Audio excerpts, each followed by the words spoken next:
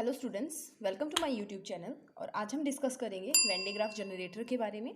सबसे पहले इसकी इंट्रोडक्शन कर लेते हैं और इसके नाम से, जैसे कि हम हर एक चीज़ का जब भी टॉपिक करते हैं तो उसके नाम से कुछ क्लैरिफाई करने का ट्राई करते हैं, तो इसके नाम से भी हम अगर क्लैरिफाई करने का ट्राई करें तो इस देखिए वेन डे ग्राफ जनरेटर, सब इसका जो नाम है वो पड़ा था उस साइंटिस्ट के नाम पे जिसने इसकी इन्वेंशन की थी। एंड इसकी इन्वेंशन की थी एक अमेरिकन फिजिक्स ने जिनका नाम था doctor Robert when day graph.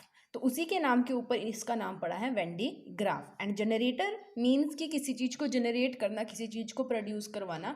जो भी हमें चीज़, जैसे इलेक्ट्रिसिटी जनरेटर होता है, हम उसकी बात करते हैं तो वो मैकेनिकल एनर्जी को कन्वर्ट करता है इलेक्ट्रिकल एनर्जी के अंदर, और इलेक्ट्रिसिटी सप्लाई है वो घरों के अंदर या कोई भी इंडस्ट्रीज वगैरह होती हैं उनके अंदर करवाता है। तो basically when day graph generator काम क्या करता है? वेन डे ग्राफ जनरेटर, जैसे हमारे पास एलिमेंट्री पार्टिकल्स होते हैं, एलिमेंट्री पार्टिकल्स का नाम आपने सुना होगा। एलिमेंट्री पार्टिकल्स की बात अगर मैं करूं या मैं बोलूं कि जैसे हमारे पास अल्फा पार्टिकल्स होते हैं या बीटा पार्टिकल्स होते हैं या गामा पार्टिकल्स होते हैं, ठीक है। इनको हाई एनर्जी के ऊपर न्यूक्लियर रिएक्शंस के लिए एक्सेलरेट करवाने का जो काम है वो कौन करता है? वेन डे ग्राफ जनरेटर करता है। क्योंकि हमें क्या करना होता है, जब भी हम न्यूक्लियर फिजन या न्यूक्लियर फ्यूजन के प्रोसेस के गो थ्रू होते हैं तो वहाँ पे क्या करना होता है, जब भी हम फिजन करवाते हैं तो हमारा ये यूरेनियम का न्यूक्लियस होता है और यहाँ पे आके अल्फा पार्टिकल्स या बहुत हाई एनर्जी के अल्फा पार्टिकल इसको स्ट्राइक करते हैं तो ये अपने 2 या 3 पार्ट्स के अंदर फिज हो जाता है या टूट जाता है, ठीक है। तो वही एनर्जी प्रोवाइड करने के लिए, हाई एनर्जी की न्यूक्लियर रिएक्शंस करवाने के लिए जो एनर्जी प्रोवाइड की जाती है पार्टिकल्स को, वो प्रोवाइड करता है वेन डे ग्राफ। और ये अप टू 20 मिलियन वोल्ट्स तक की जो एनर्जी है या इतना जो पोटेंशियल है वो प्रोवाइड कर सकता है, इतनी वोल्टेज जो है वो प्रोवाइड कर सकता है। This device has the ability to produce extremely high voltage. कितनी वोल्टेज? 20 मिलियन वोल्ट्स की वोल्टेज जो है ये प्रोड्यूस करवाता है। ये क्यों इन्वेंट किया गया? To supply the high energy needed for early particle acceleration. Particle की एक्सेलरेशन के लिए, एक्सेलरेशन के लिए मतलब उसकी जो वेलोसिटी है उसको लगातार चेंज करना, तभी तो पार्टिकल एक्सेलरेट होगा ना। जब वेलोसिटी चेंज होगी तो उसको लगातार एक्सेलरेट करना और उसको उस वेलोसिटी के ऊपर ले जाना जहाँ से उसकी एनर्जी क्या हो जाएगी? मैक्सिमम हो जाएगी, ठीक है। क्योंकि जब हम बात करते हैं मूविंग पार्टिकल्स की तो हम डील करते हैं kinetic energy, and kinetic energy is half mv²। जितना पार्टिकल एक्सेलरेट हो जाएगा उतनी उसकी वेलोसिटी इंक्रीज होती जाएगी, और जितनी उसकी वेलोसिटी इंक्रीज होती जाएगी उतनी उसकी काइनेटिक एनर्जी जो है वो इंक्रीज होती जाएगी, और वो बहुत ज़्यादा जोर से आके इस यूरेनियम को स्ट्राइक करेगा और इसको फिर इसकी फ्यूजन करवा देगा। इसके बाद में है हमारे पास वर्किंग प्रिंसिपल्स। वर्किंग प्रिंसिपल हमारा बेसिकली जो वेन डे ग्राफ जनरेटर होता है वो 2 प्रिंसिपल्स के ऊपर बेस्ड होता है। That is, first is discharging action of sharp points and another one is corona discharge. Corona अभी वाला कोरोना नहीं है, ये कोरोना डिस्चार्ज हम अलग तरीके से करते हैं। ये एक फिजिक्स का फिनोमिनन है जिसके थ्रू डिस्चार्जिंग होती है, जो भी हमारी मीडिया होती है कंडक्टर की, ठीक है, उसकी डिस्चार्जिंग होती है। तो फर्स्ट पॉइंट अगर हम डिस्कस करते हैं, that is discharging action of sharp points की, जो शार्प पॉइंट्स हैं उनका डिस्चार्जिंग एक्शन आपको नाम से क्लियर हो रहा है। देखो, शार्प पॉइंट्स यानी कि नुकीले हिस्से, और उनका क्या करना है? डिस्चार्जिंग एक्शन को हमने स्टडी करना है कि वो कैसे डिस्चार्ज होते हैं, उसके बारे में हम स्टडी करेंगे। तो discharging action of sharp point में हमने क्या लिखा था? Electric discharging can take place in air और gases relatively at the pointed conductors. Electric discharge जो है वो एयर और गैसेज के अंदर कहाँ पे होता है? पॉइंटेड कंडक्टर्स के अंदर। पॉइंटेड मतलब ऐसे जो कंडक्टर होते हैं ना, नुकीले, ऐसे मान लो ये कोई कंडक्टर है तो पॉइंट्स के ऊपर से होता है। मैं आपको ना एक नॉर्मल चीज़ बताती हूँ कि जो पॉइंटेड हिस्सा होता है ना, जैसे मान लो ये पूरा पेन था और इसका ये पॉइंटेड हिस्सा है, तो हम इसमें बात कर रहे हैं कि ये जो निब है इसकी, ये जो पॉइंटेड हिस्सा है इसके ऊपर सबसे ज़्यादा चार्ज है वो डिस्ट्रीब्यूट होता है। यहाँ पे जो चार्ज डेंसिटी है वो मैक्सिमम होती है इस नुकीले हिस्से के ऊपर, पॉइंटेड पार्ट के ऊपर, ठीक है। वही हम देखेंगे। अब मैक्सिमम कैसे हो जाती है, क्यों होगी? तो हम इसको प्रूव करते हैं कि शार्प पॉइंट्स के ऊपर जो चार्ज डेंसिटी है वो हाई होती है। कैसे होती है? चार्ज डेंसिटी बेसिकली होती क्या है? Sigma is equal to charge upon area. For spherical conductor, अगर हम सफियर के एरिया की बात करते हैं हम, ठीक है, तो क्या होता है हमारे पास जो एरिया होता है दैट इज 4πr², ठीक है। तो हम अगर यहाँ पे इसकी सिग्मा की जगह, सिग्मा इज इक्वल टू क्या आएगा? मान लो चार्ज क्या था? Q, और यहाँ पे क्या आ गया? 4πr का स्क्वायर। अब चार्ज जो होता है वो Q इज कांस्टेंट होगा और 4π भी कांस्टेंट होगा।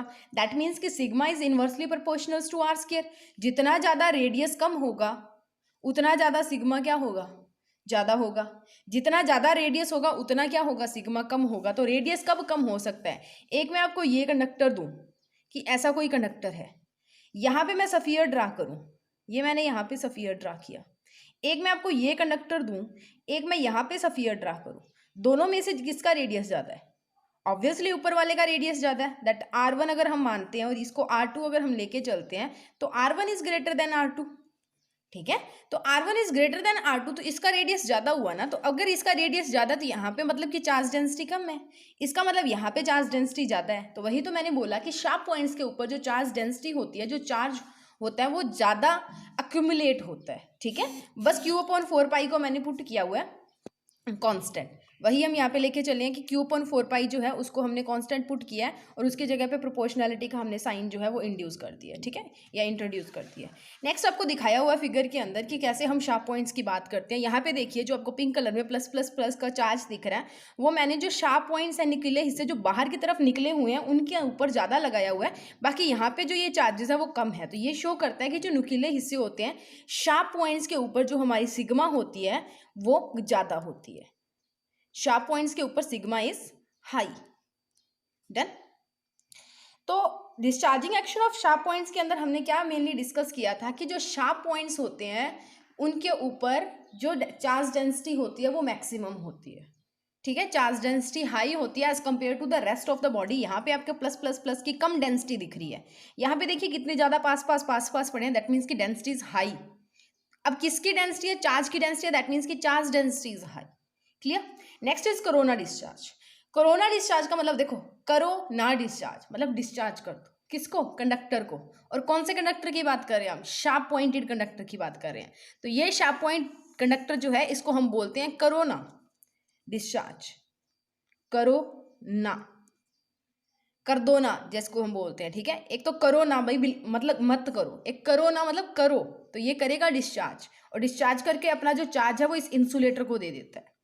तो क्या होता है कि इफ जब हम किसी चार्ज कंडक्टर को पास इंटरनल कॉन्टेक्ट के अंदर लेके आते हैं होलो या इंसुलेटर को, ठीक है, इस चार्ज कंडक्टर का जो सारा चार्ज होता है ना वो उस इंसुलेटर के ऊपर चला जाता है, सारा चार्ज जो है वो इंसुलेटर के ऊपर चला जाता है, पॉजिटिव चार्ज है वो मूव कर जाता है। मान लो ये कोई हमारे पास नायलॉन की बेल्ट थी या कोई प्लास्टिक की चीज़ थी, तो ये हमारे पास कोई कॉम्ब था, ठीक है, जैसे हम पेपर के ऊपर चार्ज लेके जाते थे जब हमने फर्स्ट चैप्टर के अंदर प्रोसेस किया था इंडक्शन का, तो कॉम्ब से कंघी से जो चार्ज है वो किसके ऊपर? पेपर के ऊपर ट्रांसफर होकर पेपर चार्ज होकर उसकी तरफ अट्रैक्ट होना शुरू हो गया था। तो वही चीज़ है, कॉम्ब से चार्ज किस पे जा रहा है? इंसुलेटर पे। तो इसने अपना प्लस चार्ज इसको दिया तो यहाँ पे क्या शुरू हो गया? Minus. Discharge is the positive charge on the comb, जो पॉजिटिव चार्ज है उसका डिस्चार्ज हो रहा है कॉम्ब के ऊपर, and this process of discharging is known as corona discharge. Comb corona discharge यानी कि कंघी को हम बोल रहे हैं कि डिस्चार्ज करो, किसको डिस्चार्ज किसको करके देना है? इंसुलेटर को डिस्चार्ज कर, मतलब इंसुलेटर को अपना चार्ज देके खुद को डिस्चार्ज होना है, ठीक है। अब इसके बाद देखो, ये देखो, ये एक प्लेट है तो ये दूसरी प्लेट है ना, ये एक प्लेट थी तो ये दूसरी प्लेट थी, चार्ज यहाँ से यहाँ पे ट्रांसफर हो रहा था, लगातार एनर्जी जो है वो मान लो स्टोर हो रही है, एक जगह से दूसरी जगह पे ट्रांसफर हो रही है, तो हम इसको कैपेसिटर की फॉर्म में लेके चल सकते हैं। दैट मीन्स कि यहाँ पे हम बात करेंगे कैपेसिटेंस की, कैपेसिटेंस निकाल लेंगे अब हम, ठीक है, वेन डे ग्राफ जनरेटर के अंदर। तो सबसे पहले मैं बात करती हूँ कंस्ट्रक्शन की।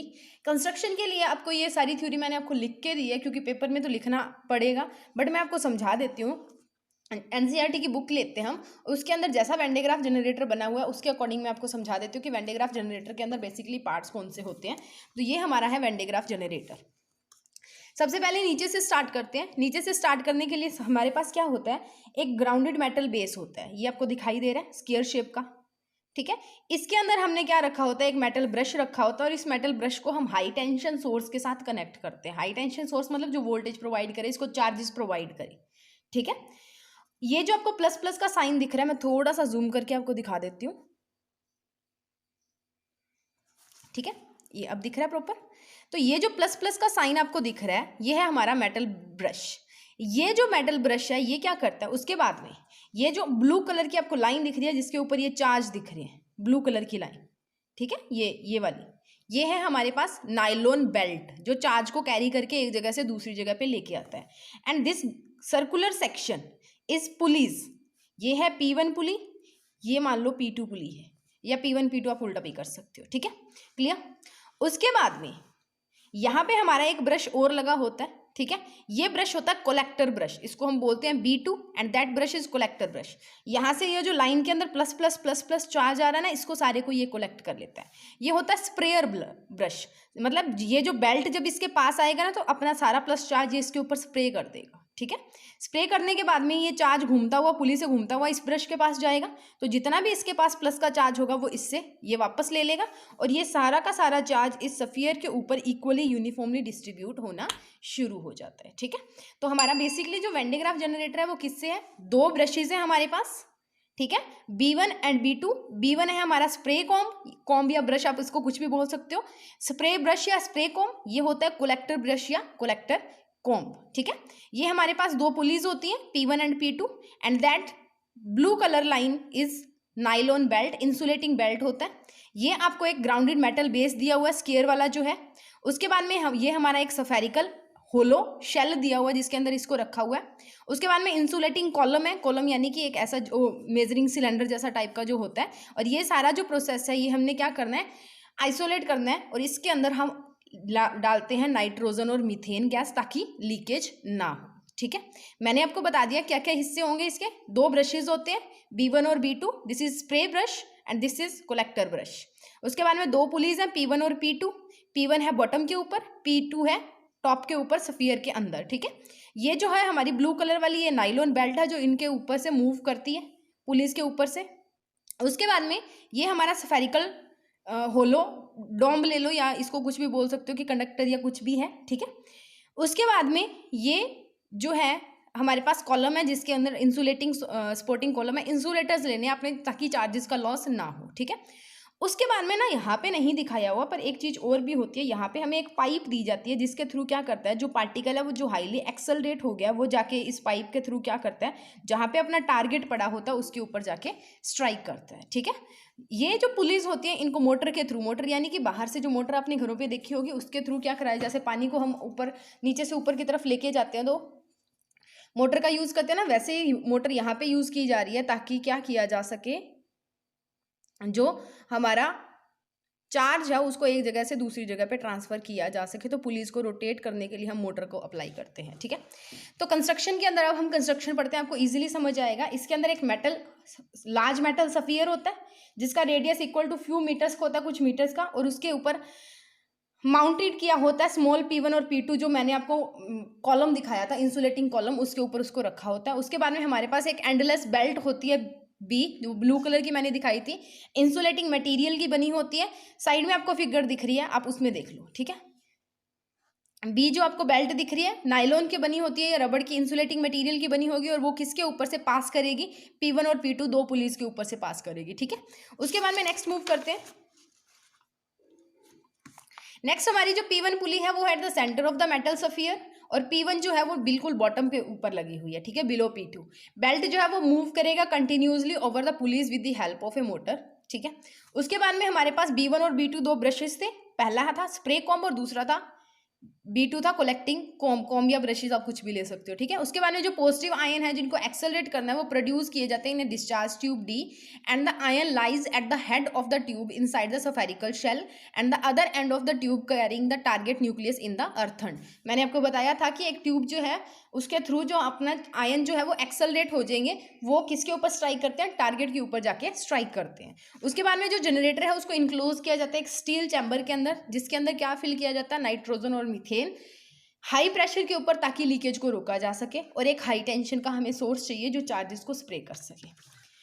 अब ये कथा, ठीक है, इस कथा को करने से कोई फ़ायदा नहीं है, मैं आपको नॉर्मली आपको बता देती हूँ। एनसीईआरटी की बुक लेते हैं हम, एनसीईआरटी की बुक ले लो और साथ में आपको एक मैं डायग्राम भी दिखा दूंगी, उसके ऊपर आपको एक एनिमेशन देखने को मिलेगा जिसके अंदर आपको कंप्लीट इन्फॉर्मेशन मिलेगी आपका जो वेन डे ग्राफ जनरेटर है उसकी। तो उसके लिए पहले हम डायग्राम देख लेते हैं एनसीईआरटी का। तो एनसीईआरटी डायग्राम भैया मिल जो, ये देखिए ये डायग्राम है। यहाँ से हाई टेंशन सोर्स से वर्किंग बता रही हूँ मैं, वो कथा आपने पढ़नी है, पेपर में लिखनी है, उसके लिए आपको नोट्स डिस्क्रिप्शन के अंदर मिल जाएंगे। पहले वर्किंग को समझ लो। यहाँ से जो हाई टेंशन सोर्स लगा होगा, ठीक है, पेंसिल से लिख लेते हैं क्योंकि गंद बहुत ज़्यादा हो चुका है। तो यहाँ से जो हाई टेंशन सोर्स होगा वो क्या करेगा, इसको चार्जेस इसको वो प्रोवाइड करेगा चार्जेस लेने के बाद में ये जब बेल्ट जो है वो यहाँ से घूम के ऐसे घूम रहा है, जब यहाँ पे आया, बेल्ट कहाँ आया, यहाँ पे, तो ये क्या करेगा, इस ब्रश से चार्ज जो है, ये स्प्रेयर ब्रश था ना या स्प्रेयर कॉम्ब था, तो अपने सारे जो चार्जेस हैं यहाँ पे स्प्रे कर देगा। स्प्रे करने का मतलब ये देखो, छिड़काव कर दिया। अब ये हमारा जो बेल्ट है वो ऊपर की तरफ जा रहा है। जब हमारा बेल्ट इस पॉइंट पे आ गया, इस पर्टिकुलर पॉइंट पे, ये है कलेक्टर, तो इसके ऊपर जितना भी चार्ज था ना वो कौन कलेक्ट कर लेगा, ये वाला कॉम्ब कलेक्ट कर लेगा। फिर ये खाली जो हमारा बेल्ट है ये वापस आएगा। वापस आते आते ये क्या करेगा, बिल्कुल नीचे आके फिर ये यहाँ पे आएगा, फिर से चार्ज कलेक्ट करेगा, फिर से इसको दे देगा, फिर से ये क्या करेगा, चार्ज को लेगा और फिर इस मेटल सफियर के ऊपर क्या कर देता है, इसको डिस्ट्रीब्यूट करवा देता है।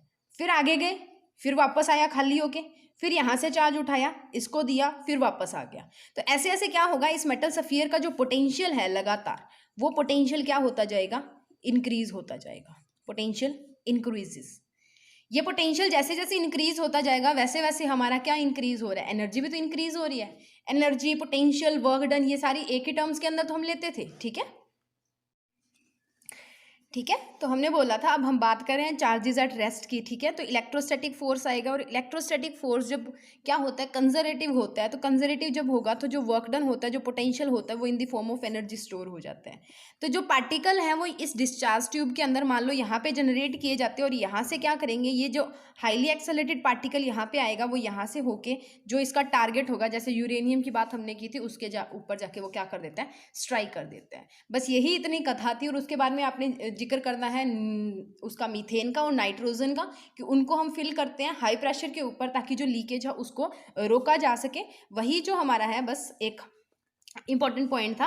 उसके बाद में आप एक चीज देखो कि ये आपको लाइन दी हुई है, in this way the voltage difference as much as 6 to 8 million volts with respect to the ground can be built up. मैंने शुरू में आपको बताया था अप टू 20 मिलियंस तक ये प्रोड्यूस करवा सकता है, और ऐसे काम करवा के हम ग्राउंड के मुकाबले क्या कर सकते हैं, 6 से 8 मिलियन वोल्ट्स तक का पोटेंशियल डिफरेंस है वो इंट्रोड्यूस करवा सकते हैं, ठीक है। तो ये जो पॉजिटिव चार्ज लगातार यहाँ से ट्रांसफर होता जाता है, वो इसके सफियर के ऊपर यूनिफॉर्मली डिस्ट्रीब्यूट होता है। ये नहीं है कि कहीं पे ज़्यादा होगा कहीं पे कम होगा, नहीं, यूनिफॉर्मली डिस्ट्रीब्यूट होता है। अब आप बोलोगे कि आपने तो वो तो शार्प पॉइंट का कंसेप्ट तो लगाया ही नहीं। तो शार्प पॉइंट का कोम्ब का मतलब आपको पता है, या ब्रश के अंदर क्या होते हैं, ऐसे इसके ब्रश के हेयर्स होते हैं। तो ब्रश के हेयर्स क्या होते हैं, नुकीले ही तो होते हैं, तो वहाँ पे चार्ज की डेंसिटी क्या होगी, ज़्यादा होगी। तो जब ये बेल्ट यहाँ पे इनके कॉन्टेक्ट में आएगा तो यहाँ से क्या करेगा, प्लस चार्ज को उठा लेगा। अब ऊपर वाला जो कॉम्ब हमारा था उसके पास कोई भी चार्ज नहीं था, वो ऐसे पड़ा था, तो उनको चार्ज डेंसिटी ज़्यादा चाहिए ना, तो चार्ज डेंसिटी है नहीं, तो वो क्या करेंगे, जब ये बेल्ट चार्ज लेके ऊपर पहुंचेगा तो ये क्या करेंगे, फटाफट इससे चार्ज अपना जो है वापस ले लेंगे, ठीक है। मैंने आपको बताया था कि एक एक्शन ऑफ शार्प पॉइंट होता है। हमने 2 प्रिंसिपल्स किए थे ना, वो दोनों प्रिंसिपल्स अलग अलग जगह के ऊपर यूज होते हैं। फर्स्ट जब हमने बात की थी कि action of sharp points, action of sharp points का मतलब जो ब्रश होगा उसका जो नुकीला हिस्सा होगा उस पर बहुत ज़्यादा चार्ज होगा, उसकी चार्ज डेंसिटी ज़्यादा होगी, और वो चार्ज जो है वो उस बेल्ट के ऊपर वो ट्रांसफर कर देगा, और वो बेल्ट जो है वो आगे जाके डिस्चार्ज हो जाएगा, और वो क्या करेगा, जो हमारा कलेक्टर ब्रश था या कलेक्टर कॉम्ब था उसको अपना चार्ज वापस दे देता है, ठीक है। या आप दूसरे केस में ये भी कर सकते हो कि जो हमारे शार्प पॉइंट्स होते हैं उनके ऊपर बहुत ज़्यादा चार्ज डेंसिटी होती है, हाई चार्ज डेंसिटी होती है, और वो हाई चार्ज डेंसिटी क्या करते हैं, वो उस इंसुलेटर बेल्ट के ऊपर अपना चार्ज है वो ट्रांसफर कर देते हैं, and that process is known as corona discharge. उसको बोला जाता है कोरोना डिस्चार्ज, ठीक है। तो ये आपने अगर पढ़नी है तो आपको नोट्स मिल जाएंगे, उसके अंदर से पढ़ लेना। बाकी आपका जो एक इंपॉर्टेंट पार्ट था वो मैं आपको बता देती हूँ कि मान लो हमने क्या लिया है, एक लार्ज कंडक्टिंग स्फेरिकल शेल लिया है जिसका रेडियस हमारे पास क्या है, आर है, और उसके ऊपर चार्ज हमारे पास क्यू है। तो हम जब कैपेसिटी की बात करते हैं, मैंने अभी आपको बताया था कि कैपेसिटेंस निकालेंगे। तो कैपेसिटेंस देखो, जब मैंने आपको कैपेसिटेंस कराई थी तो मैंने आपको बोला था कि सफियर का एरिया होता है 4πr²। तो जहाँ पे भी सफियर की बात करेंगे हम क्या लिखेंगे, 4πε0 आर वाली कैपेसिटेंस लिखेंगे, 4πε0। सफियर के रेडियस में एरिया में r² आता है, आपने एक आर को खत्म कर देना है, ये लिखेंगे, ठीक है। याद करने का मैंने आपको तरीका बताया था। अब जो पोटेंशियल होता है स्फेरिकल शेल का वो क्या होता है, potential is Q/C and V is equal to Q। C की वैल्यू हमारे पास 4πε0r है। अब देखो V जो है वो इंक्रीज करेगा क्योंकि R डिक्रीज कर रहा है, नुकीले हिस्से की बात कर रहे हो, तो हमारा जो रेडियस है यहाँ पे अगर मैं सफियर बनाऊंगी तो उसका रेडियस तो स्मॉल ही होगा, R इज स्मॉल। तो R अगर स्मॉल होगा तो V तो ज़्यादा होगा। अगर V ज़्यादा होगा तो Q अपने आप ज़्यादा होगा, तो दैट मीन्स कि चार्जेस ज़्यादा हो रहे हैं, लगातार जो हमारा सफियर है उसके ऊपर चार्ज है वो बढ़ता जा रहा है और उसका पोटेंशियल भी जो है वो बढ़ता जा रहा है। उसके बाद में Q क्या था, charge on the ion to be accelerated, जो चार्ज आयन है हमारे पास जिनको एक्सेलरेट करना उनके ऊपर चार्ज है। वी हमारा पोटेंशियल डिफरेंस है जो डेवलप हुआ है across the ends of the discharge tube जिसके अंदर से जो आयन्स है वो जनरेट हुए थे, जो एक्सेलरेट नहीं थे और लास्ट में टारगेट के ऊपर जाके जो स्ट्राइक किए थे वहां तक का प्रोसेस, जनरेट होने से लेके एक्सेलरेट होके टारगेट के ऊपर स्ट्राइक करने तक का process. The energy acquired is Q V, work done is Q V. तो वर्क डन, अब जो फोर्स है that is conservative, then the work done is changes into potential energy and that U, यानी कि energy is U is equals to Q V. तो वो जो ions है वो हिट करेंगे टारगेट के ऊपर with this energy and carry out an artificial transmutation etcetera. Transmutation, artificial transmutation is a nuclear reaction जो अभी आपके सिलेबस में नहीं है, पर ये एक न्यूक्लियर रिएक्शन करवाई जाती है, ट्रांसमुटेशन का प्रोसेस होता है पूरा। उसके अंदर जो हाईली चार्ज पार्टिकल्स होते हैं उनको टारगेट के ऊपर स्ट्राइक करवा के बोम्बार्डमेंट्स की जाती हैं, जैसे फ्यूजन करवाते हैं आप इन टर्म्स वो समझना चाहो तो ये पूरा कंसेप्ट हो गया हमारा वेन डे ग्राफ जनरेटर का। This is how a when day graph generator looks likes. और आपको साथ में एक एनिमेशन दिख रहा है, ऐसे जो चार्जेस है वो बेल्ट के ऊपर मूव करते हैं और उसके बाद में जाके सफ़ियर के ऊपर जो है वो अटैच होना शुरू हो जाते हैं और उसके ऊपर डिस्ट्रीब्यूट होना शुरू हो जाते हैं। आपको दोनों फिगर दिख रही है, एक स्टैटिक फिगर भी दिख रही है और उसके साथ में आपको एक एनिमेशन भी दिख रहा है कि कैसे पुलीज है वो मूव करती हैं और कैसे ब्रशेज़ के ऊपर से चार्ज है वो सेपरेट होता है। ठीक है, Please subscribe our channel and press the bell icon for more updates.